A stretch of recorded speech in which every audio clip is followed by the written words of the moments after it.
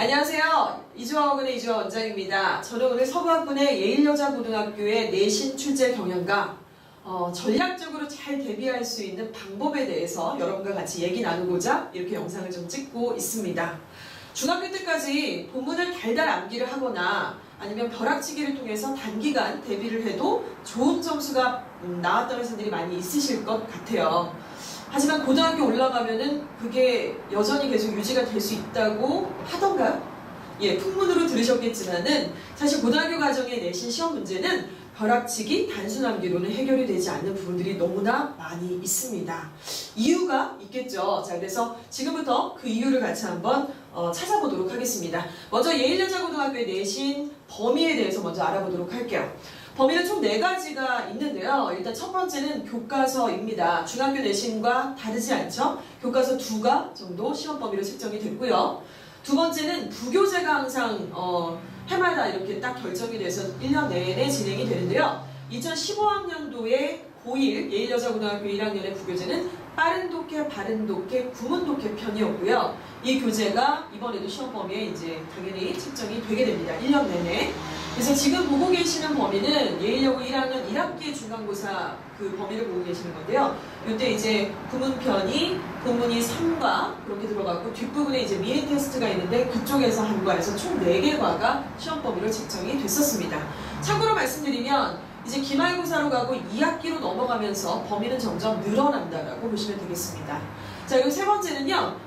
우리 능률북화 어원편이라는 교재 많이들 알고 계시죠? 이 교재가 예일여고에서는 이제 부교재로 책정이 돼서 1년 내내 역시 시험을 볼 때 계속 범위가 책정이 되고 그 범위 안에서 예문 위주로 출제가 되고 있습니다. 1학년 1학기 첫 시험에서는 6과가 책정이 됐고요. 참고로 기말이나 2학기로 넘어가면은 그 이후에 범위가 책정이 돼요. 예를 들어 뭐 2학기에는 37가부터 뭐 42가라든가 이렇게 책정이 되는데 그렇게 범위가 책정이 됐다고 하시면서 앞에 부분, 그러니까 범위로 들어가지 않은 부분에서도 문제가 출제가 되기도 했습니다. 자, 그리고 네 번째가요. 바로 어떠신가요? 예, 외부 지문이라고 하는 범위에서 출제가 됩니다. 말 그대로 어디서 내겠다고 얘기해주지 않고 어딘가에서 문제를 내는 것이죠. 난이도는 고3 EBS 연계 지문 정도, 엔제나 뭐 이런 정도의 어떤 그 난이도가 있는 지문들 혹은 탭스 지문들 이런 것들이 출제가 된다고 보시면 될 것 같아요. 어렵겠죠? 예, 이렇게 해서 이제 범위 자체가 중학교와 비교를 해보면 상당히 좀 다른 범위가 분량이 상당히 많은 범위들을 좀 보여주고 있고요. 자, 그러면 어디서 몇 프로 정도, 어디서 제일 많이 출제가 되는지 한번 비중을 좀 확인해 보도록 하겠습니다. 어휘는 총 6문항이 출제가 되고요. 각 1점씩이라서 6문에 다 맞추면 이제 6점이 되는 것입니다. 전체 퍼센테이지 100%를 환산했을 때 6% 정도 출제가 되고요. 이 문제는 사실 공부하면은 뭐 틀린 문제들은 별로 아니에요. 예문 위주로 계속 반복해서 공부를 하니까요. 두 번째는 이제 교과서인데요. 교과서 문항은 선택형이 6문항, 서술형이 2문항 해서 총 8문항이 출제가 됐습니다. 각 16.4점, 16점에서 전체 퍼센테이지 중에서는 32.4% 정도를 차지하고 있고요. 세 번째는 아까 빠바독해 부교재로 설정됐던 지문에서는 어떻게 나오느냐?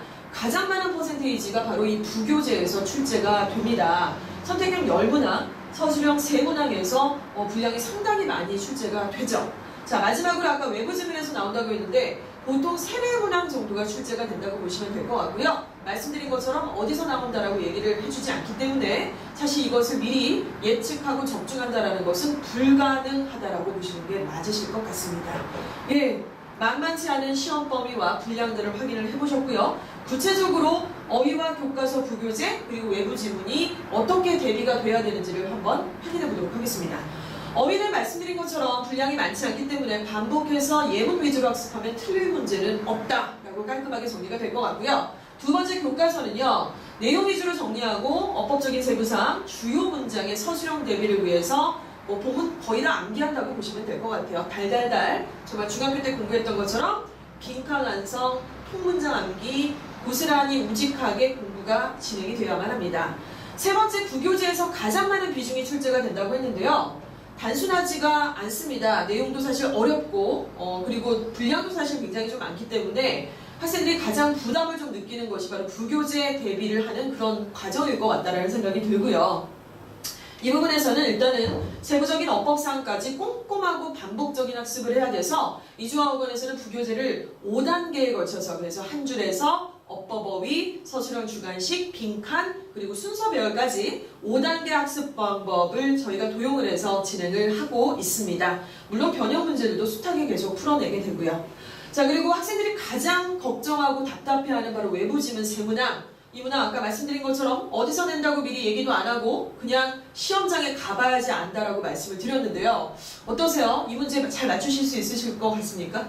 일단 난이도는 고3 정도 수준이라고 말씀을 드렸고, 그리고 또 문제가 뭐냐면 지문의 난이도도 난이도지만 이 보기, 5개 보기에 차지하고 있는 이 어휘들이 또 어려운 문제가 있어요. 그래서 학생들이 시험장에 딱 가서 정말 신나게 막 열심히 풀다가 어느 순간 듣보잡 지문 3개가 탁 나왔을 때 굉장히 또 그 순간 당황하게 되고 좀 좌절감을 맛보게 된다는 얘기를 많이 들었습니다. 그래서 실제로 현장에서 우리 학생들은 이 세문항을 거의 포기하거나 찍거나 미루고 그냥 답안지를 제출한다 이런 얘기들도 많이 하고 있는데요.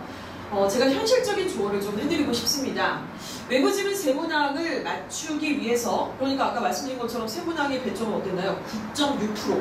9.6점이에요. 세 문제 다 맞추면은. 근데 9.6%를 잘 맞추기 위해서 외부 지문을 많이 공부를 하고 시험 기간에 그것보다는 현실적으로 어휘와 교과서 그리고 특히 이 부교재 이 부분에 대한 학습을 굉장히 꼼꼼하고 완벽하게 반복을 해야만 시간 대비 효율성을 굉장히 높여서 빠르게 정확하게 이 문제들을 맞출 수 있게 되고요.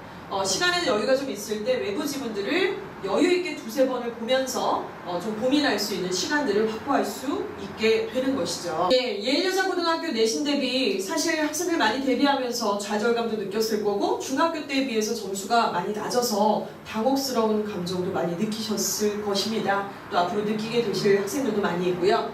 하지만 어렵다고 좌절하지 마시고요. 안 된다고 자포자기하지 마시고요. 너무 또 여학생들 생각이 많아가지고 실제로 공부하는 시간보다 고민하는 시간에 시간 낭비하지 마시고요.